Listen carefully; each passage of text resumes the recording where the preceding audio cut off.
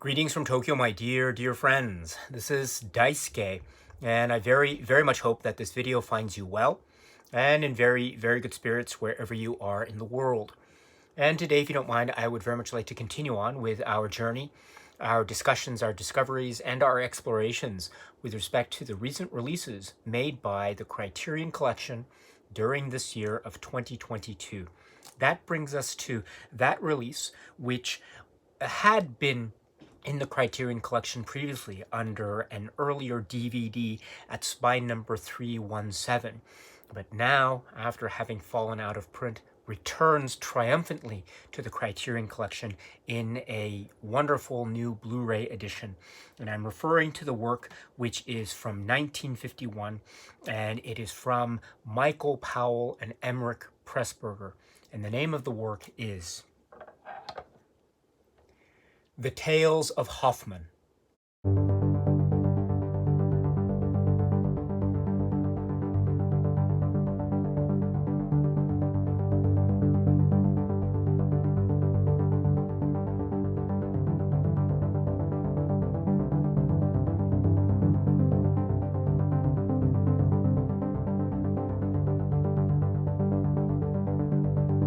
This is the extraordinary work from 1951, and it has in its amazing cast people like Ludmila Cherina and Robert Rounsville and Moya Shearer and Robert Helpman and Leon Massine and others. This is the work from Michael Powell and Emeric Pressburger, the Archers, and they are, of course, accompanied by a whole group of brilliant artists, collaborators, who are bringing their skills, their talents, their genius craft together to create this extraordinary work of art, which is The Tales of Hoffmann. The Tales of Hoffmann, I think, can be described in many ways. It is a cinematic interpretation of the work, the opera by Jacques Offenbach, and we have the combination and skill of music and dance and cinema and set decoration and theater and the arts to combine to form this, one might call it a hybrid of sorts.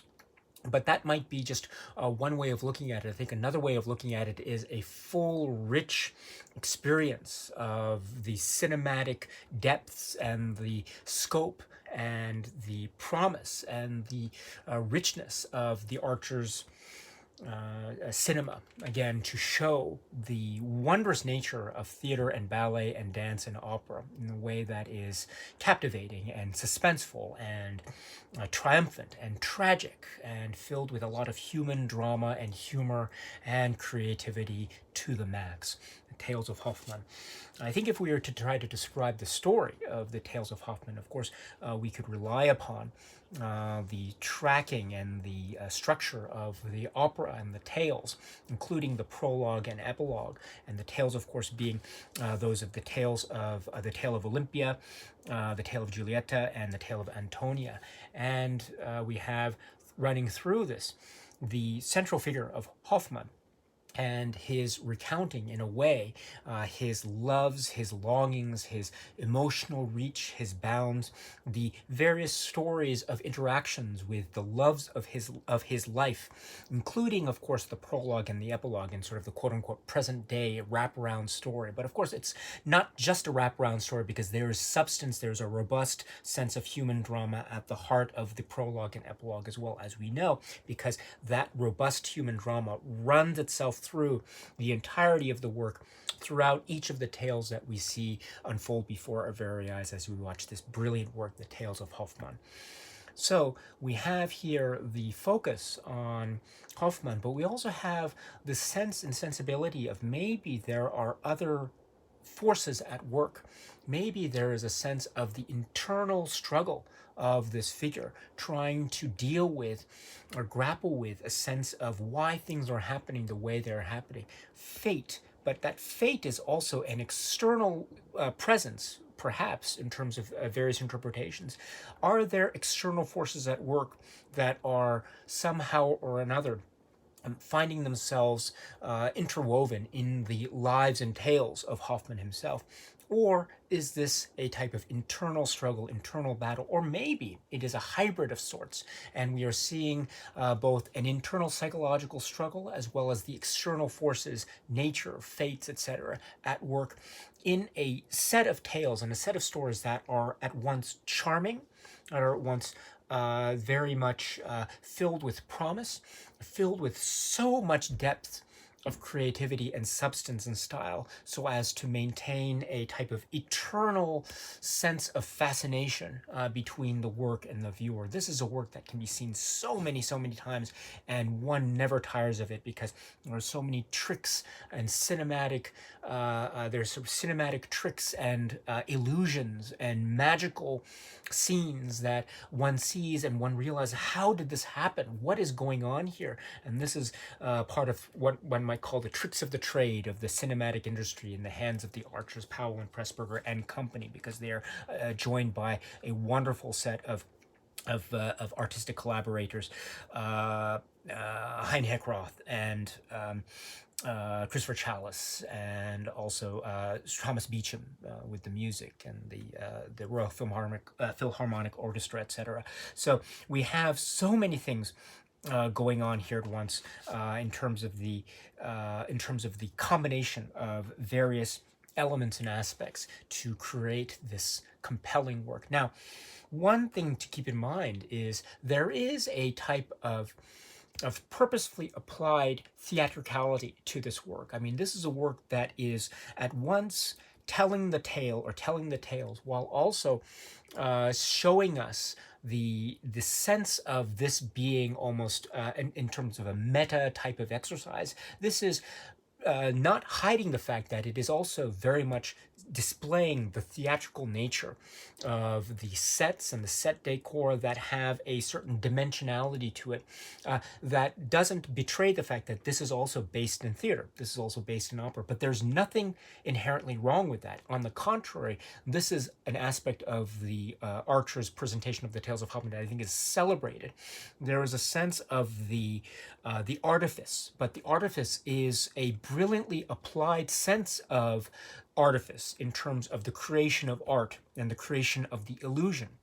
This is not necessarily meant to show us a quote-unquote real-life depiction of the Tales of Hoffmann, but this is a staged version in cinematic form of the Tales of Hoffmann. At the same time, what is so amazing about the way in which this is performed is that it is not just a head-on, say, depiction of the staged version of the Tales of Hoffmann, but it is also taking the tricks of cinema, the illusions of cinema, and turning them on their heads and creating this wonderful mix of cinematic magic, the acknowledgement of the theatricality of the stage presence, and also the way in which throughout these various established realms of artistic expression, we have our great performers doing what it is they're doing, and doing it with such grace and charm and a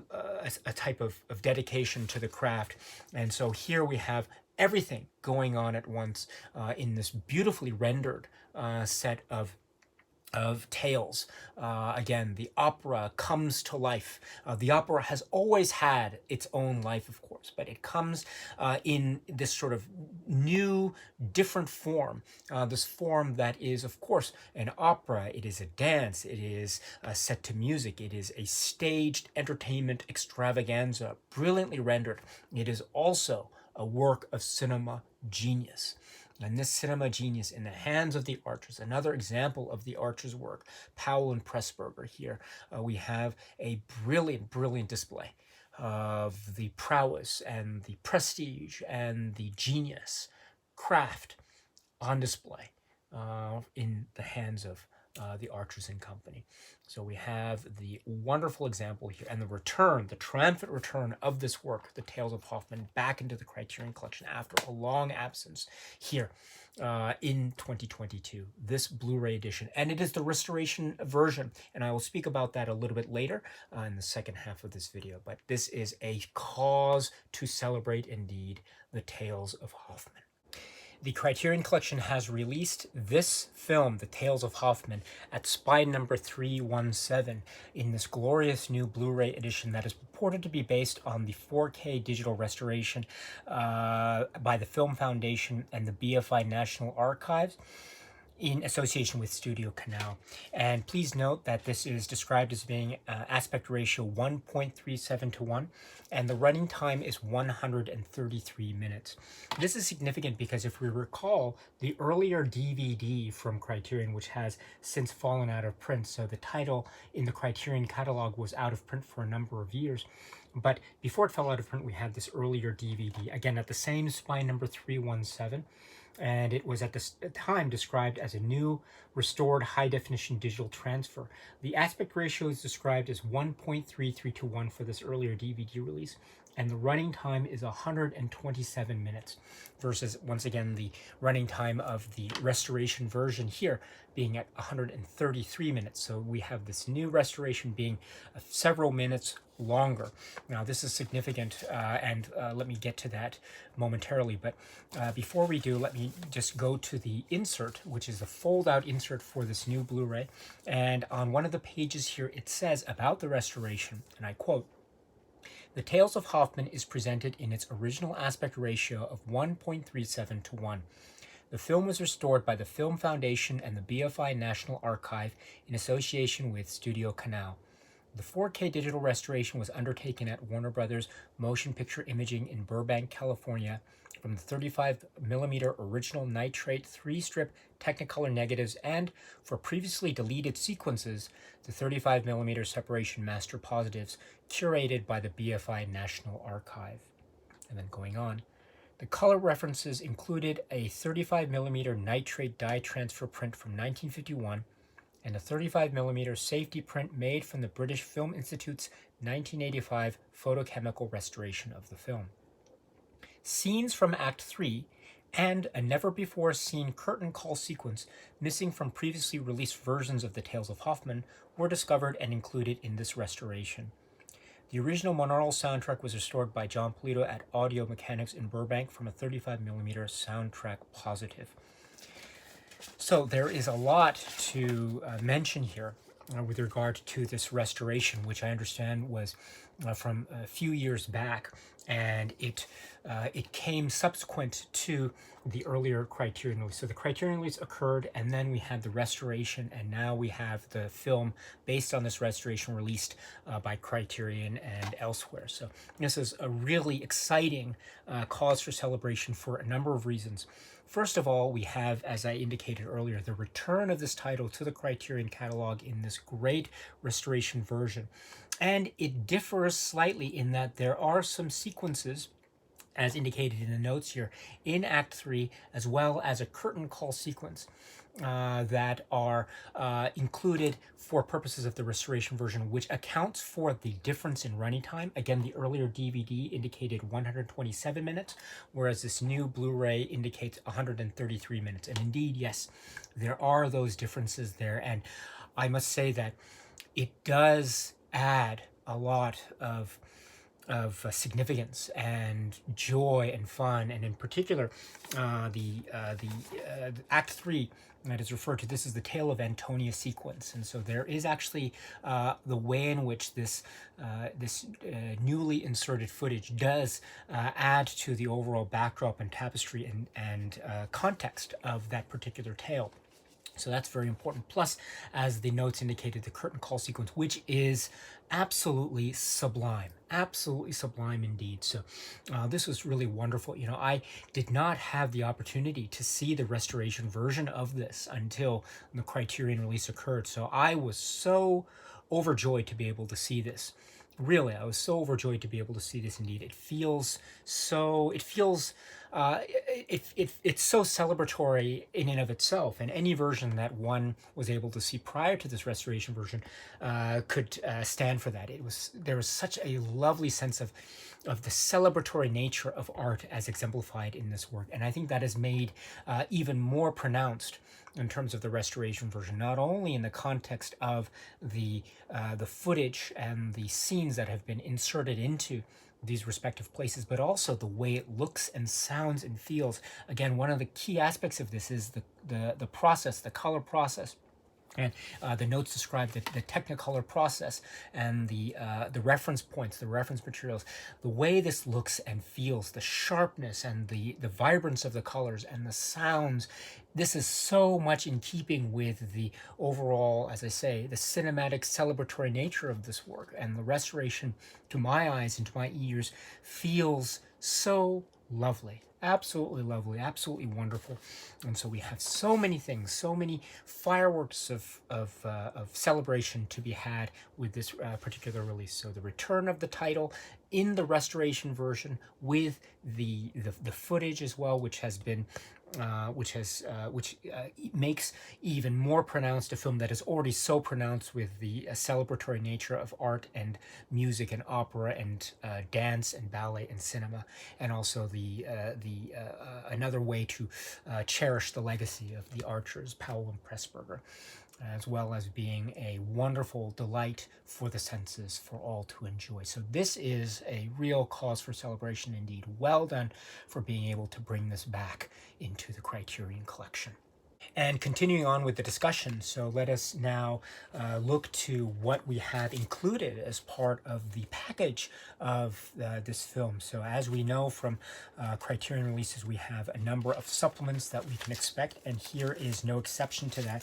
We can also say that the supplements that were found on the earlier DVD release can be said to be making their return here as well. So I must say that from my understanding, there isn't anything necessarily new that was created in terms of a supplement for purposes of this new Blu-ray release. So we're getting carryover from previous releases. So some people might look at that as being somewhat of a disappointment. However, I must emphasize that the actual supplements that were created, the commentary track and the supplements, and we'll get to that momentarily, are themselves so brilliant and excellent that that the carryover from the previous release, I think, alone is more than satisfactory. Also, there is some additional stuff when we get to the commentary track to account for the addition of certain scenes, because as we say, this is a slightly longer version of the Tales of Hoffmann than what we had seen in the previous release. So with that, let us talk about what I was referring to right now, which is one of the first main supplements, which is the commentary track. So the commentary track is with Bruce Eder and Martin Scorsese, and this was originally created it's described as from 1992. And what we have here is one of the great classic commentary tracks. Bruce Eder and Martin Scorsese, they appear to be in recording this in separate places, so they aren't necessarily together, but that is okay, because the balance and the editing between their two respective, say, vantage points in viewing the film are blended together so well. And I love the differing perspectives that I think are being portrayed in the way that these two figures in their respective portions of the commentary track are really presenting their views and interpretations and feelings about this wonderful, wonderful film. For example, Bruce Eder looks at it from, say, what one might describe as a type of film historian or film archivist or a film studies expert perspective. And so he looks at it in terms of the production history and the sort of themes and concerns and the way in which it fits into the whole context of Powell and Pressburger, etc., and the application of film and opera and plot dynamics, the way that the star, maybe some backstage or behind the scenes production stories, etc. Martin Scorsese does have a number of those elements in his own portion of the commentary track, of course. However, he also approaches it from a subjective viewpoint. Martin Scorsese it's been well documented about how much he loves the works of the Archers, including this work, The Tales of Hoffmann. And so he mentions his own upbringing, his own childhood, encountering this film for the first time, various forms in which he encountered this film, and all the, I mentioned earlier about the illusions, the cinematic tricks, the magic tricks that are on display here in The Tales of Hoffmann, and they are in full force. You go all the way across the board, from the way that, say, stairs are shown from a high up vantage point, or the way in which there's a particular scene involving involving body parts, and how that is depicted using shadow and silhouettes and fast editing and cutting. And we have also this idea of mirror images, and how mirror images play off of each other and run parallel, but also contradict each other in a way that is within the singular shot, as it were. And also the way that foreground and background are blending together to create these what might be called magic realism type of motions, but in fact it's maybe another way to describe it is highly realized theatricality that is meant to entice the senses with the attraction to the brilliant form of artifice and the application of artifice to enhance the art forms that are on display in the Tales of Hoffmann. And I think Martin Scorsese, in this commentary track, does such a great job in showing us the excitement and visceral thrill that he himself had when he was growing up as a kid into adulthood, watching the Archer's films, including the Tales of Hoffmann. Even now, in this commentary track, there are some moments where he says, how did they do that? How did they put together this magic trick? I don't know how they do. There are those moments where he is expressing bewilderment in a wonderful subjective way that Martin Scorsese has, in order to again highlight just his boundless energy, enthusiasm for cinema, including the Tales of Hoffmann. And I love that. And so we have this back and forth, the well balanced perspectives from Bruce Eater on the one hand and Martin Scorsese on the other hand, to form this overall great classic commentary track. And I'm so glad the Criterion Collection decided to include it as part of this new release. Would it have been nice to have a new commentary track? Of course it would. The more commentary tracks, the better. But with that in mind, this is one of the greats. This is one of the classics. So it's great to have it. Now, I must maybe add to my comment, however, that again, taking into consideration the additional footage that is part of Act 3 of this work, The Tale of Antonia, we have a new commentary portion from Bruce Eater, and this is described as being from 2022, and it's updated. So the commentary track is described as being from 92, but then updated to in 2022 to account for this footage. And indeed, there is a little bit of a break. We do hear the voice of Bruce Eater once again in 2022, and he is commenting, and it's, I think, edited together so seamlessly, and he's commenting about this new footage and how it's integrated into the work, and how this integration affects the plotting of the Tale of Antonia, because one of the aspects of the commentary track is indeed how the tales compare with each other in terms of critical reception and maybe popularity. And Bruce Eater and Martin Scorsese, and I think Bruce Eater in particular, do acknowledge that maybe for a number of people, maybe the Tale of Antonia might be seen in some circles being somewhat of the weaker of the tales that are described in the Tales of Hoffmann, the 51 version here.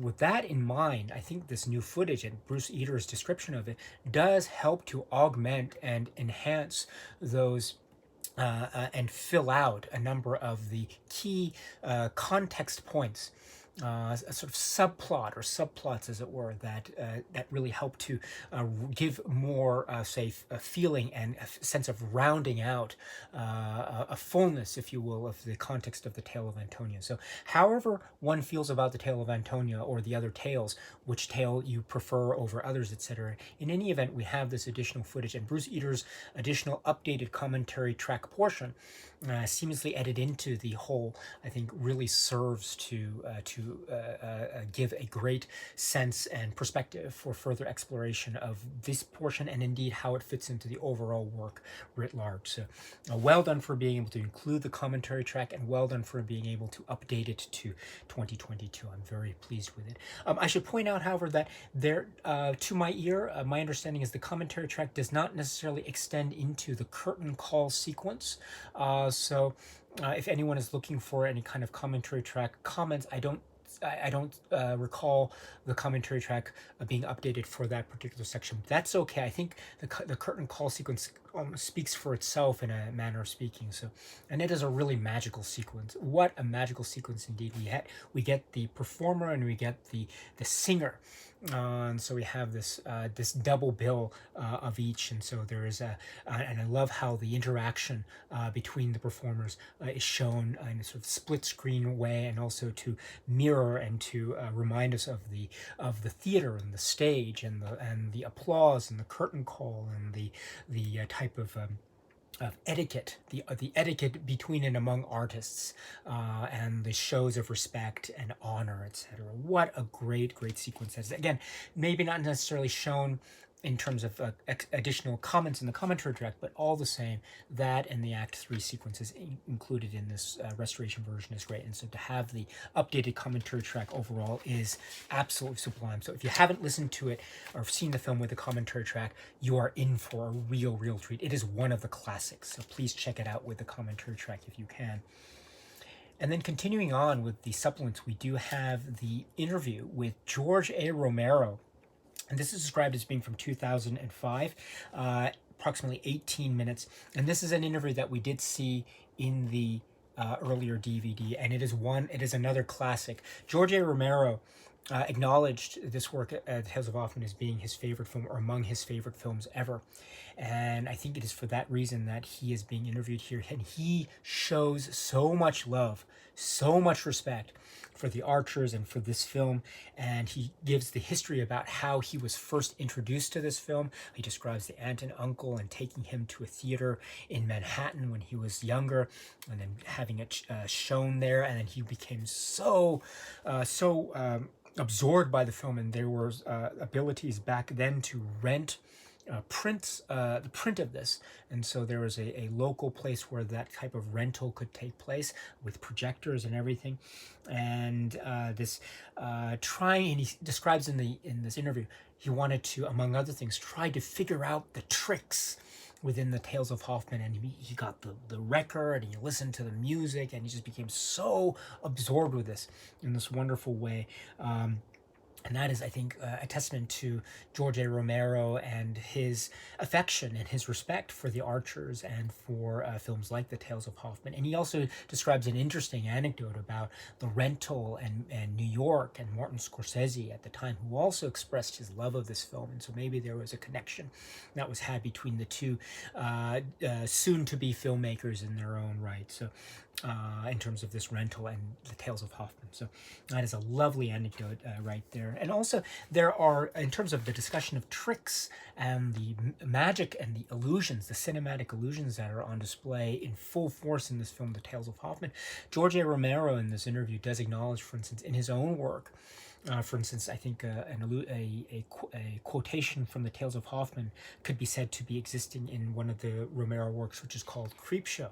And so that's a very interesting, in the context of the Tale of Olympia sequence specifically. Also, later in the interview, George Romero talks about the color palette, because again, the striking use of color, primary colors and everything throughout the spectrum of colors, is so important to the Tales of Hoffmann. And so he does talk about how maybe in his works that he's doing now, and I think it's a reference to Land of the Dead, although I'm not quite sure, but in any event, he is mentioning how he tried to maybe mirror some of the color coordinations that he had seen in the Tales of Hoffmann in some of his more recent works. So this is a very interesting thing indeed, and there is a sense too of the vibrant colors and almost the shock nature of the way in which the colors blend together, almost in a way that is, it's so beautiful, almost in your face type of beauty, a type of aggressive nature to the way that colors apply, but it's done also in a way that attracts attention in just the right way. And also a way to guide the eyes of the viewer throughout the richness of the entirety of the frame. So this is really great indeed.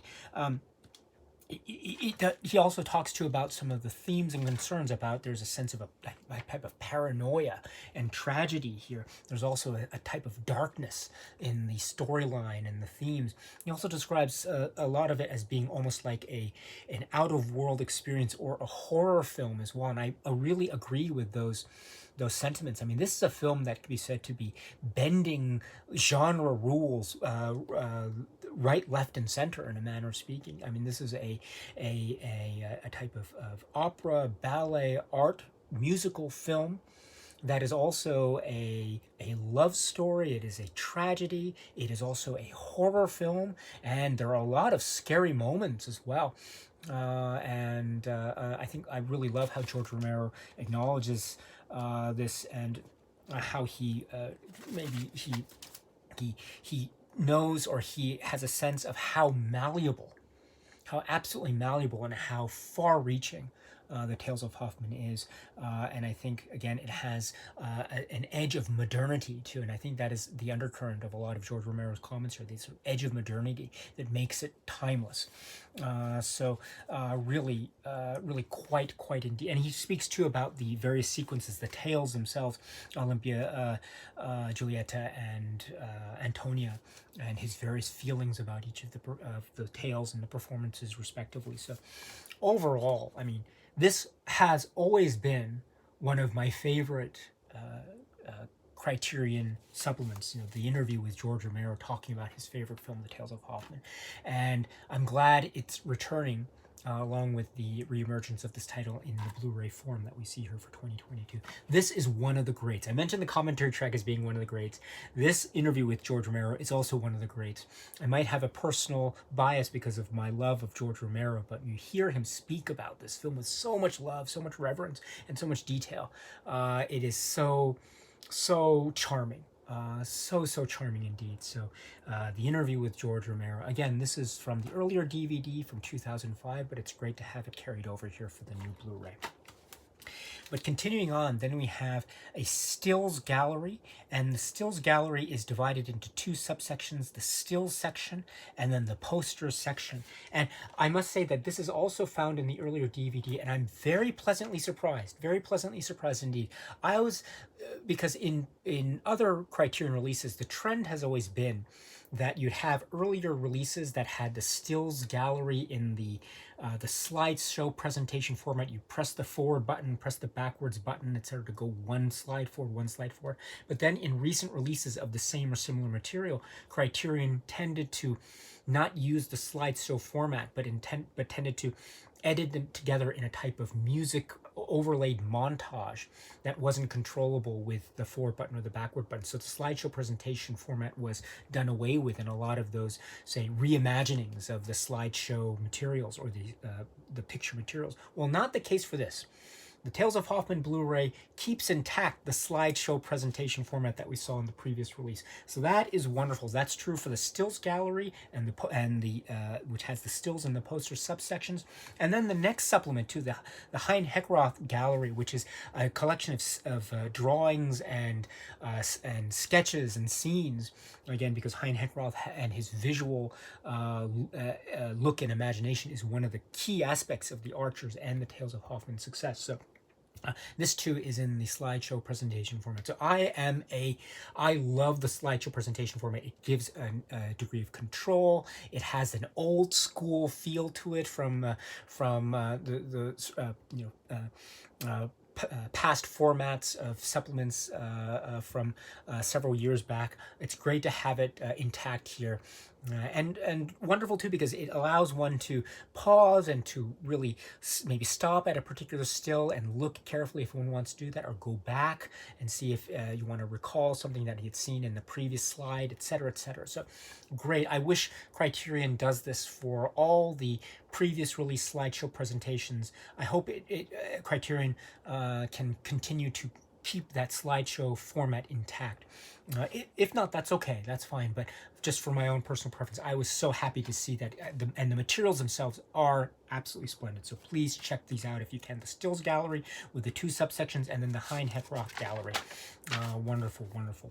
Then to continue on, again, something that we'd seen in the earlier DVD release. This is the short film, The Sorcerer's Apprentice from 1955, directed by Michael Powell. With the participation of Heinrich Heckroth, Christopher Chalice, Freddie Francis, Reginald Mills, etc. And it's described as being the 13-minute version. And as I say, we saw it in the earlier DVD release, excuse me. This is wonderful too because this shows again some years after the Tales of Hoffmann, there is a concern and a trajectory towards the combination of cinema and art and music and the stage and fairy tales and storytelling, which is very much akin to the Tales of Hoffmann, etc. And then there is also the continuity of the collaborators with Michael Powell and company. So it's wonderful to have this included as well, or re-included, because as I say, it was something that we saw in the previous release. But again, it adds further context and gives further, say, weight and resonance to a release that already has a lot of weight and a lot of resonance indeed. So please check this out if you can, if you haven't already. Sorcerer's Apprentice. And then the supplements are rounded out with the great trailer that we have included here. So we have, as I say, the carryover of the previous supplements to this new Blu-ray. Again, it might be disappointing to some that there isn't anything new, but that is nothing against all the supplements that were already existing and now are carried over. This is truly delightful. So if you are looking for a great commentary track or some great stills galleries, or the short film, or the Romero interview, this is the place to go, and they are all celebrating this great work, which is the Tales of Hoffmann. To continue on, we have the insert, which is it's a fold-out insert type, and it does have the artwork, which is remarkably similar to or paralleling the earlier DVD, which is insert, which is also fold-out type as well. I must say, however, that there are a number of differences. First of all, in terms of the dimension size, because the Blu-ray dimensions are somewhat smaller, slightly, than the DVD size dimensions. Also, I must say the paper quality. I'm a big fan lately. The paper quality of Criterion with its inserts, I think, is of a type of a paper that I really appreciate. I would have loved to have seen the staple booklet, but again, the earlier DVD, at least the one that I have, has the fold-out format, so I'm okay, I suppose, with the fold-out format. But again, I am overall, or generally speaking, a fan of the staple booklet. But that doesn't take away from the greatness of this fold-out. And again, we have, as with the earlier DVD release, we have the essay from Ian Christie, which is Tales from the Lives of Marionettes. Ian Christie is the expertise and he has, and the admiration and love he has for this film and that of the Archers shines through splendidly in this essay. And it was, as I say, included in the earlier release, but it's great to see it continued on for purposes of this new Blu-ray.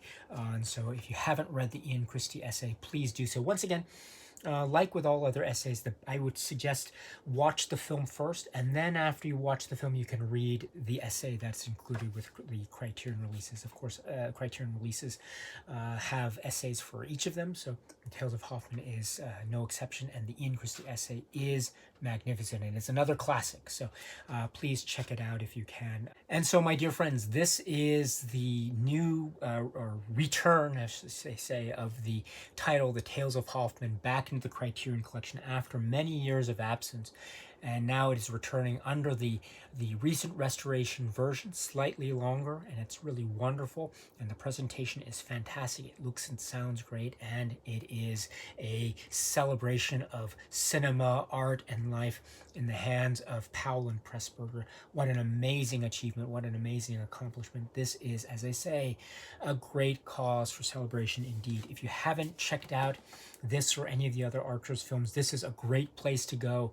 And Criterion, again, well done for being able to bring this back into the collection. It makes me so happy to be able to talk about this, which is The Tales of Hoffmann.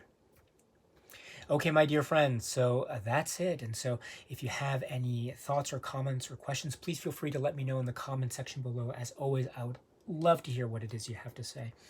But thank you so much for your time. I very, very much appreciate it. And until we meet again, please be happy and healthy and well. And please, please, please keep on watching a lot of great, great, great movies, including the Tales of Hoffman, if you can. So once again, thank you very much. And until we see each other again, cheers.